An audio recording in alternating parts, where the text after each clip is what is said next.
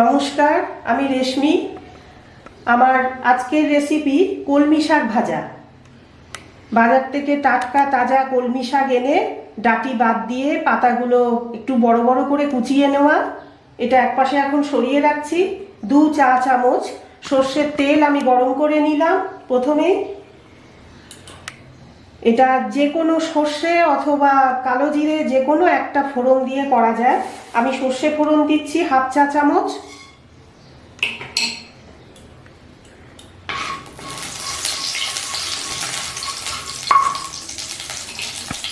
একটা শুকনো লঙ্কা দিয়ে দিলাম।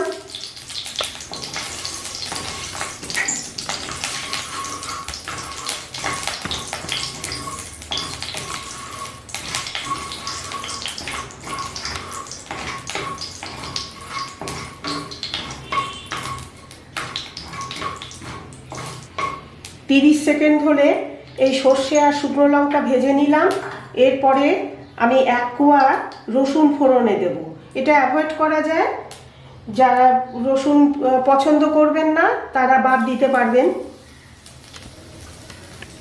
ঠিক 1 কোয়া রসুন থেতো করে আমি দিয়ে দিচ্ছি। লো ফ্লেমে এই রসুনটা একটু রং ধরা পর্যন্ত ভেজে নেব।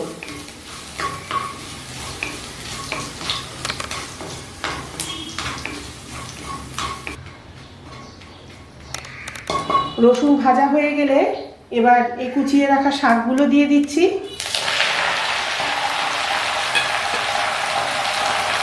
দু আটি শাক এখানটায় নেওয়া আছে। যেহেতু এই কলমি শাকের পাতায় প্রচুর পরিমাণে জল থাকে, তাই শাক রান্না ভাজার সময় কিন্তু জল বেরিয়ে শুকিয়ে গিয়ে খুব অল্প হয়ে যায়। দিয়ে দিচ্ছি স্বাদ মতো নুন। 1 চামচের থেকে একটু কম দিচ্ছি। আমার এই নুনের চামচটা একেবারেই ছোট কাঠের, তাই জন্য আন্দাজটা আমি বলে দিই সব সময় যে কত পরিমাণে নুন আছে এখানে দেওয়া। 1/2 চা চামচ হলুদ গুঁড়ো,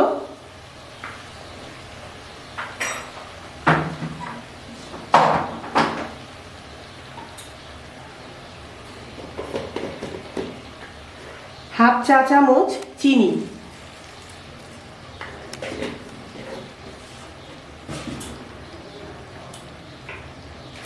কলমি শাক ভাজা খুব একটা মিষ্টি ভালো লাগে না, নুনের সাথে যাতে ব্যালেন্স হয় রান্না, তাই জন্য আমি অল্প পরিমাণে একটু চিনি দিলাম।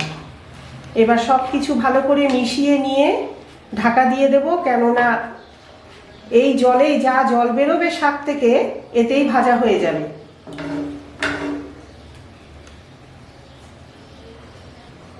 পাঁচ মিনিটের জন্য ঢাকা দিয়ে দিচ্ছি। ঢাকা খুলে নিচ্ছি 5 মিনিট পর।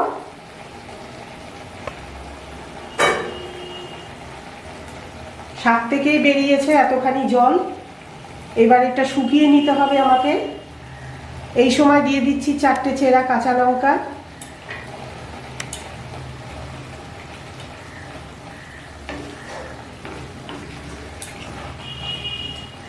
একটু নাড়াচাড়া করে করে জলটা শুকিয়ে নিতে হবে।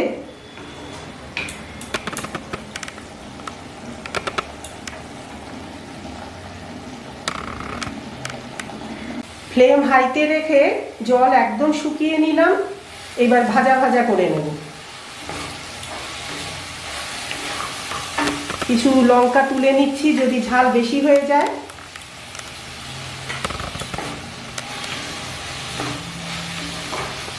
দু আটি শাক জল বেরিয়ে কতটুকু হয়ে গেল।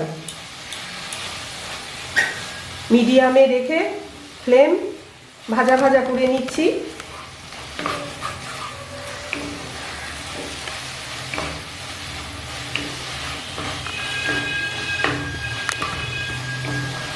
যতক্ষণ না কড়াইয়ের গা থেকে শাক ছেড়ে না আসে ততক্ষণ এইভাবে একটু নাড়াচাড়া করে ভেজে নিতে হবে।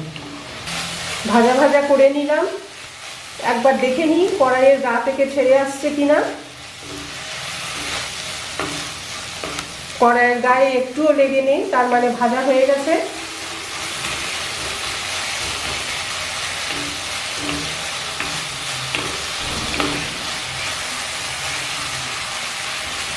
গরম ভাতের সঙ্গে কিন্তু ভীষণই ভালো লাগে এই কলমি শাক ভাজা।